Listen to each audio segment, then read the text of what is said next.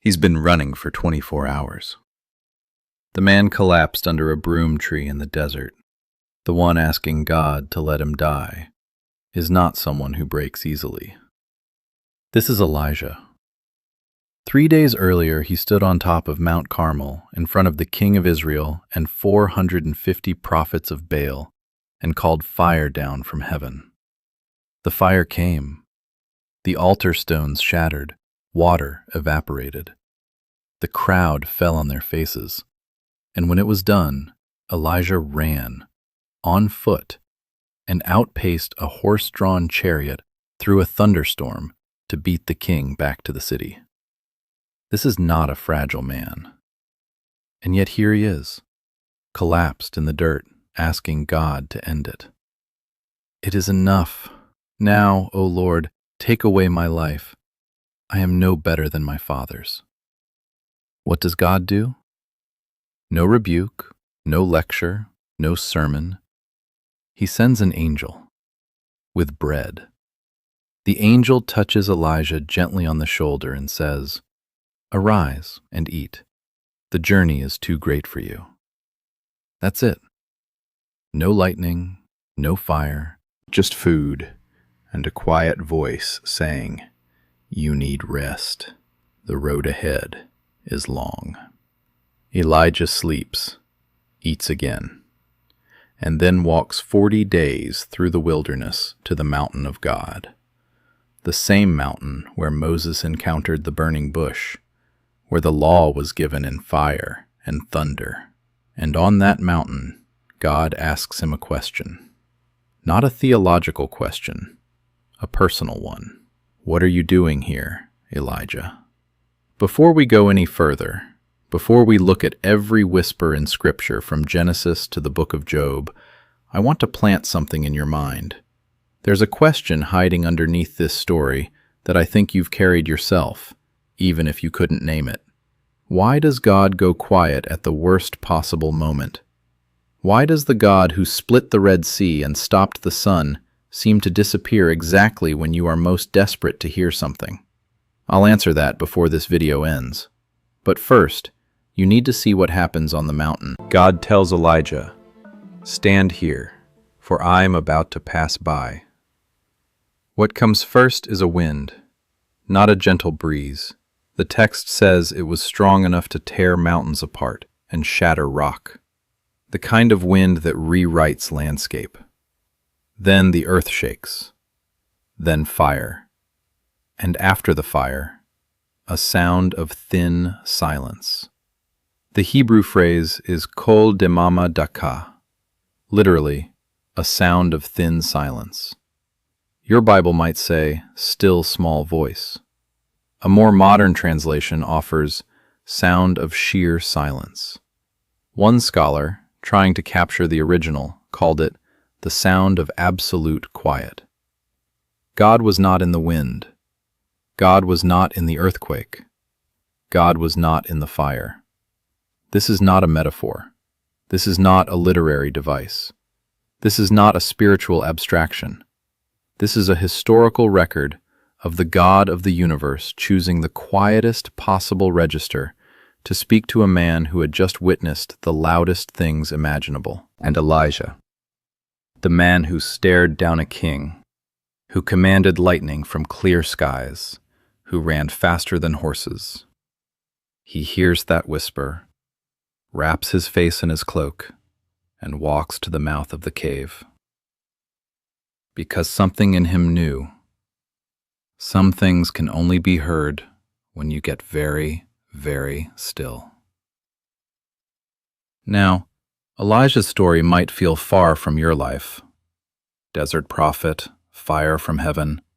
That's not most people's Tuesday. So let me take you somewhere quieter. The temple at Shiloh, 3,000 years ago. The oil lamps are still burning.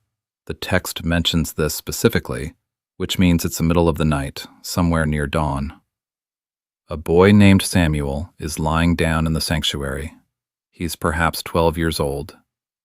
He has lived in this temple since he was old enough to walk. His mother Hannah, the woman who prayed so desperately for a child that the priest mistook her grief for drunkenness, who wept so long at the sanctuary door that Eli came over to rebuke her. Hannah kept her promise. She brought Samuel here as soon as he was weaned and left him. Now Samuel helps the aging priest Eli with the daily work of the sanctuary. But the text is direct about his situation. Samuel did not yet know the Lord, and the word of the Lord had not yet been revealed to him. He knew the rituals, he knew the schedule, he knew the prayers and the offerings and the protocol, but he had never heard the voice. Here's something worth knowing. The Hebrew word for hear is shama, but it carries more than acoustic perception. To shama is to hear in a way that changes you. It's the root of the Shema, the ancient daily prayer of Israel. Hear, O Israel.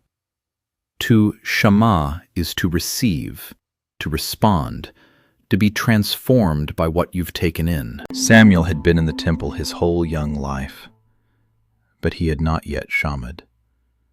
And then, in the dark, a voice calls his name. Samuel. He runs to Eli. Here I am, for you called me. Eli shakes his head. The text notes his eyes are nearly gone now, his sight failing. I did not call. Go, lie down. Samuel goes, lies down. The voice comes again. Samuel. Again the boy runs to the priest. Again, I did not call. Go back. A third time. Samuel. And the boy gets up once more. Pay attention to this. The first-century historian Josephus, in his Antiquities of the Jews, describes this scene at Shiloh with particular care, noting that Samuel's youth and his complete inexperience with divine communication made it impossible for him to distinguish the source of the voice. He had grown up surrounded by sacred things. He had no personal frame of reference for what God's voice felt like. And it's Eli who recognizes it, this old, failing priest, whose own sons were corrupt, who had let the sacred things deteriorate, who was himself about to receive devastating news. Eli suddenly understands what's happening.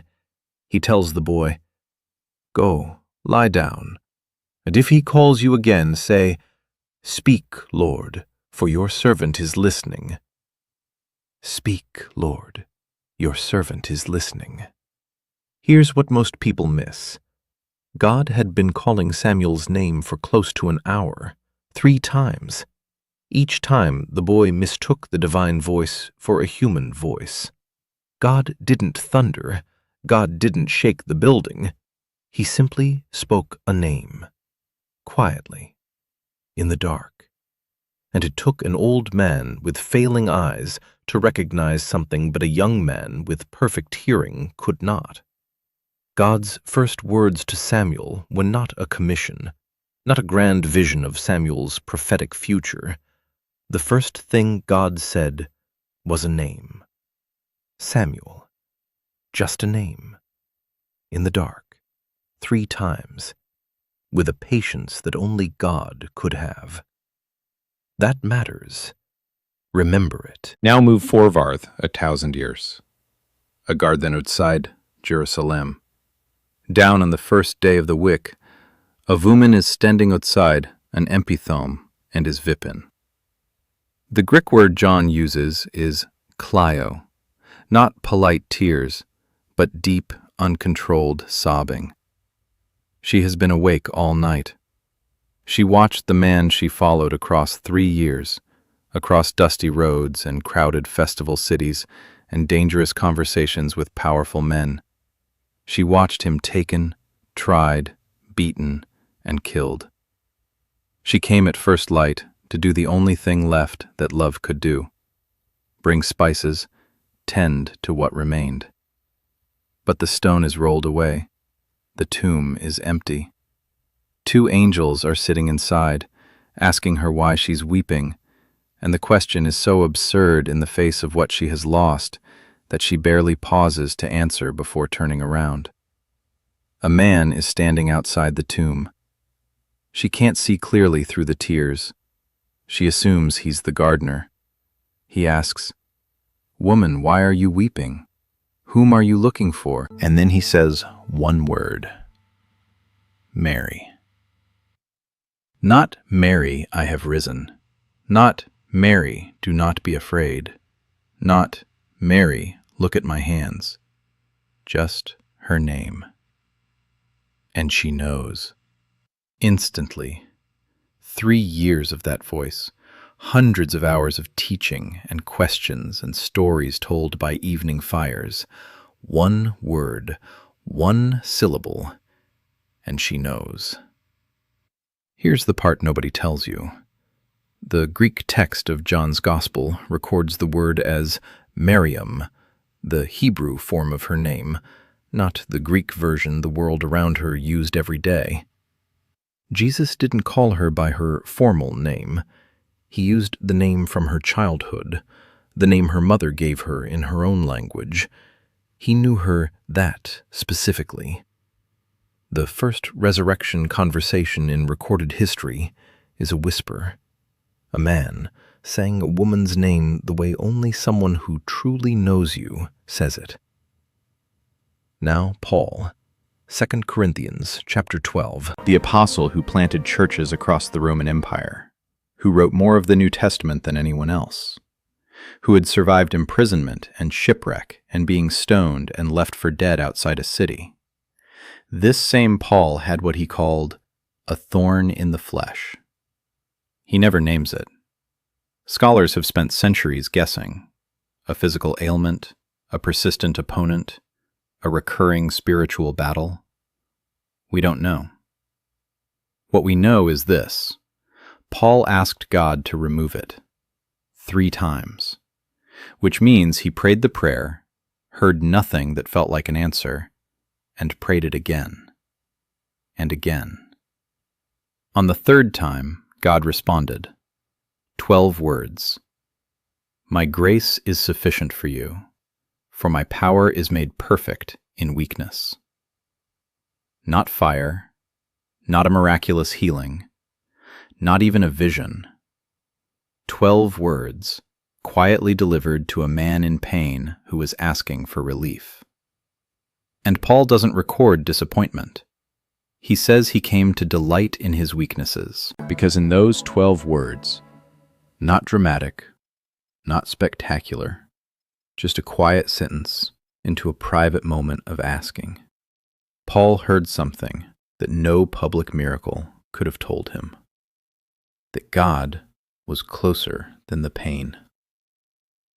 Look at what you've seen so far. Elijah, his greatest triumph, immediately followed by a suicidal collapse in the desert. God sends bread and a whisper. Samuel grew up in the temple his whole young life and still couldn't recognize the voice when it came. God calls his name 3 times in the dark, patient every time. Mary, so undone by grief, she can't recognize the man standing right in front of her. One word, her childhood name, and she knows. Paul, 3 prayers for relief, 12 words back. Not the answer he asked for, the better one. God does not shout into the noise. He speaks into the quiet. But there's a whisper in Scripture earlier than any of these. Earlier than Elijah, earlier than Samuel, earlier than Mary at the tomb. A whisper so foundational that everything we've looked at today is built on top of it. I'll get there in a moment. First, if this is the kind of content that opens something up for you, that makes the Bible feel less like a historical document and more like a conversation that has been going on for thousands of years and hasn't stopped, subscribe. We go this deep every week. The next few months of content are going to go places I don't want you to miss. Because what we're about to look at will change the way you think about prayer. Not as a technique, as a posture. Let's keep going. Let me take you to a lake. Fourth watch of the night. The Romans divided the darkness into 4 watches, and the fourth runs somewhere between 3 and 6 in the morning. 12 men are in a boat on the Sea of Galilee, fighting a headwind. They've been rowing for hours, and they're not making progress. The wind is against them, and they are exhausted. And then, through the spray and the dark, they see something crossing the water toward them. A figure, walking. They cry out. The Greek says they were thrown into disorder, terrified. They thought it was a ghost. A voice cuts through the wind. Take heart, it is I. Do not be afraid. 3 sentences, but look at the center one. In Greek, ego eimi, I am. The divine name. The same phrase God used to Moses at the burning bush. I am who I am. Jesus uses it on open water at 3 in the morning as a simple identifier, as if to say, you know who this is. Now watch what happens next. Peter, impulsive, passionate, the man who acts first and counts the cost later, calls back into the storm. Lord, if it is you, command me to come to you on the water. 1 word back. Come. Not, let me explain the physics. Not, conditions are favorable. Not, be careful. Just, come. And Peter gets out of the boat, and he walks on water. For as long as he is looking at the voice that called him, he walks. And then the storm gets louder than the voice. He feels the wind. He sees the waves. He experiences, with his whole body, the completely rational impossibility of what he is doing. And he sinks. Jesus pulls him up. You of little faith, why did you doubt? That question is not contempt. It's genuine. You were doing it. The thing that should be impossible, you were doing it. What happened? Here's what conviction asks you right now, in this moment, with your particular situation and your particular fear. What noise is louder in your life than the voice that said, come? Not last year's fear, the one tonight, the one you went to sleep with last night and woke up with this morning. What wave is more real to you right now than the word that called you out? Because Peter didn't fail when he got out of the boat. He failed when the storm became more real to him than the word he was already obeying. Hold that thought. Now I need to take you back. All the way to the first garden. 2 people hiding behind trees, stitching fig leaves together, ashamed of something they had never felt before. For the first time in their existence, they do not want to be seen. And into this garden, God comes. The text says he's walking. In the cool of the day, the Hebrew suggests the breezy time of evening, when the heat breaks and the air moves quietly through the trees. And he calls out, "Where are you?" 3 words. The first words God speaks to human beings after everything went wrong. Now, precision matters here. God is omniscient. The scriptures establish this everywhere and without qualification. He knows the number of hairs on your head. He marks the fall of every sparrow. He knows the end from the beginning. So when God asks, "Where are you?" he is not searching. He is not confused. He knows exactly where Adam is, what Adam did, and what Adam felt in the moment he did it. He asks the question because Adam needs to be asked. This is not a search party. This is not a threat. This is not a verdict. This is an invitation. framed as a question, designed not to inform God, but to give Adam the opportunity to step back into relationship. To say, I am here, I hid, I am ashamed, I am afraid. God knew all of that already. He wanted Adam to say it himself.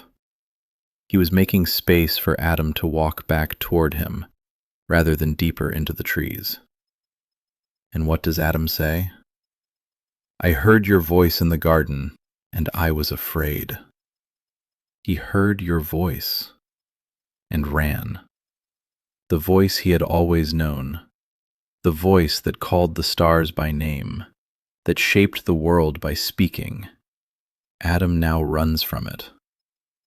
And still God comes, still walks in quietly in the cool of the evening, still calls out. The entire theology of the gospel is embedded in that question. Not the thunder at Sinai, though Sinai is real. Not the fire at Carmel, though the fire fell. The gospel is a God who keeps showing up. In gardens, at caves, on lake shores, outside tombs. Quietly, in the cool of the day, calling out to hidden people and waiting for them to come back. Now I want to bring you to the highest stakes whisper in all of Scripture. Job. If you know the story, you know it earns that description. A man described by God himself, explicitly in the very first chapter, as blameless and upright, fearing God and turning away from evil. There is no fine print, no hidden clause. God himself vouches for Job's character.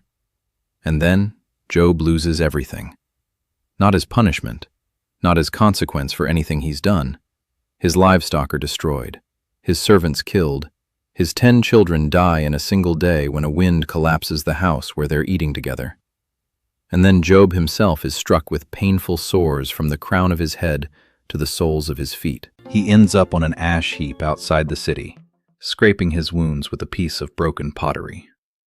3 friends come to comfort him. They sit in silence for 7 days, which is the most helpful thing they do in the entire book. Then they open their mouths. For 35 chapters, what they say amounts to this. Job, you must have done something wrong. God is just. This is happening to you. The math requires guilt. Confess it. Job refuses, because he knows his own heart. And Job does something that makes his friends deeply uncomfortable. He appeals directly to God. He says, close to the text, I want my case heard by God himself. I want him in the room. I am done talking to proxies. And God shows up in a whirlwind, a storm. You might think, that doesn't sound like a whisper. But stay with me, because what God says from within that storm is not what you'd expect. He doesn't explain why Job suffered. He doesn't validate the 3 friends. He doesn't offer a defense of his justice. He asks Job questions. 48 of them. Where were you when I laid the foundation of the earth? Who determined its measurements? Surely you know. Have you entered into the springs of the sea? Have you walked in the recesses of the deep? Can you bind the chains of the Pleiades, or loose the belt of Orion? 48 questions, not one explanation. Cosmology, oceanography, meteorology, astronomy. God pointing to the full scope of what he made and asking, one by one, do you understand any of this? Not to shame Job, not to end the conversation, to change its context, to show Job who he is actually dealing with. And Job's response? This is the part that stopped me when I first read it closely. Job's response is not devastation. It's not, fine, you win, I give up. His answer is worship. I had heard of you by the hearing of the ear, but now my eye sees you. Something happened in that encounter that 37 chapters of suffering could not accomplish. Job came face to face with the God who holds the Pleiades in their courses. And instead of condemnation, he received personal attention. 48 questions, each one saying, I am here. I see you. I have not gone anywhere. The whirlwind functions the same way the wind and earthquake and fire at Horeb did for Elijah. The dramatic thing gets you to the threshold. What comes through is intimate. Now let me bring this fully into your world. Every person alive has had a night like Job's ash heap. You have, maybe more than once. The 3 a.m. kind, where the house is completely quiet and everyone around you is asleep, and you are lying there with the full, specific weight of everything wrong and unfixable and out of your control. Nothing to distract you. No noise to hide behind. Just you and what you're carrying, and a ceiling that feels like concrete. And this is where it gets remarkable. Neuroscientists who study sleep and emotional regulation have documented what happens in the brain during those late-night hours, roughly 2 to 5 in the morning. The prefrontal cortex, which handles rational thought, context, and perspective, grows quieter. The amygdala, which processes fear and grief, becomes more active. The emotional brain runs without the usual check of the analytical brain. Everything you feel becomes sharper. Fear amplifies. Loneliness deepens. The reassurances that work at noon stop working at 3 a.m. You were not imagining it when 3 a.m. felt like the end of the world. But here is the other side of that. In those stripped-down hours, no ordinary distractions, no noise to stay comfortable in, you are in the exact neurological condition for receiving something small. Something that wouldn't cut through the daytime crowd.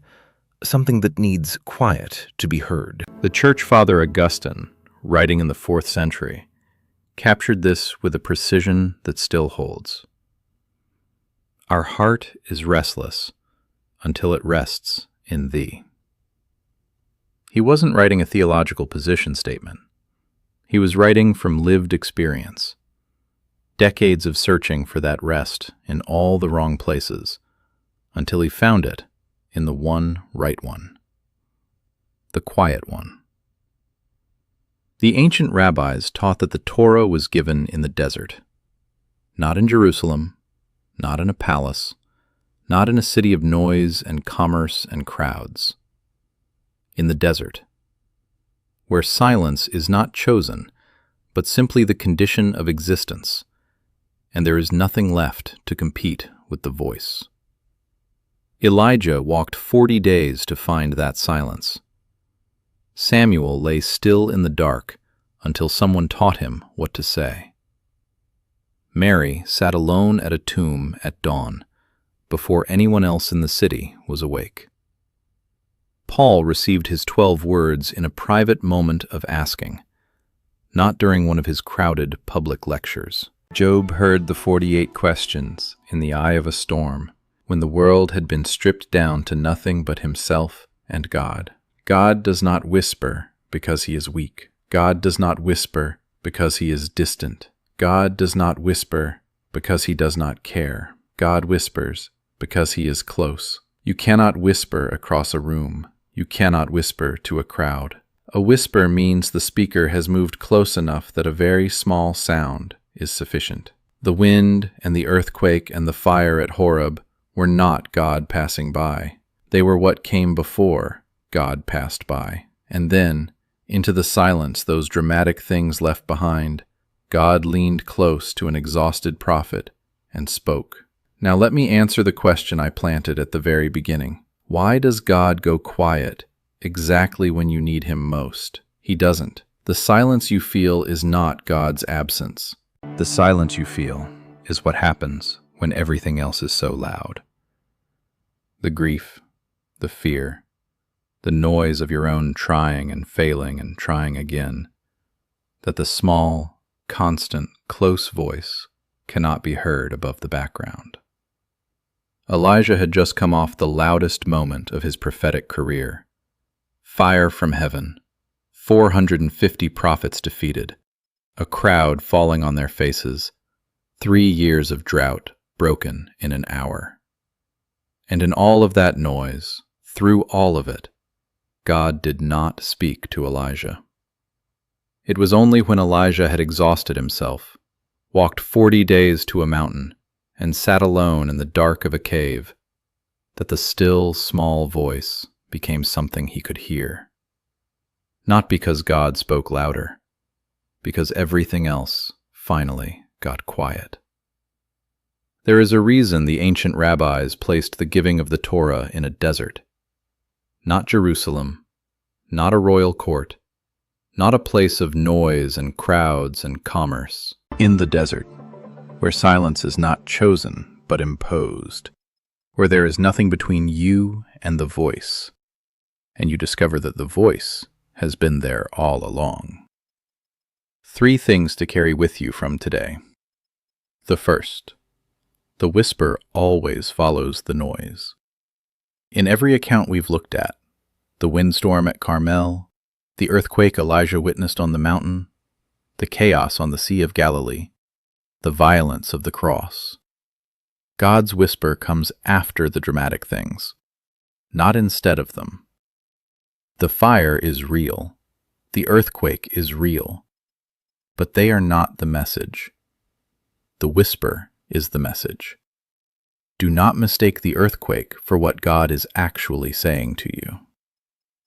The second, if you cannot hear God right now, the question worth sitting with is not, why is God silent?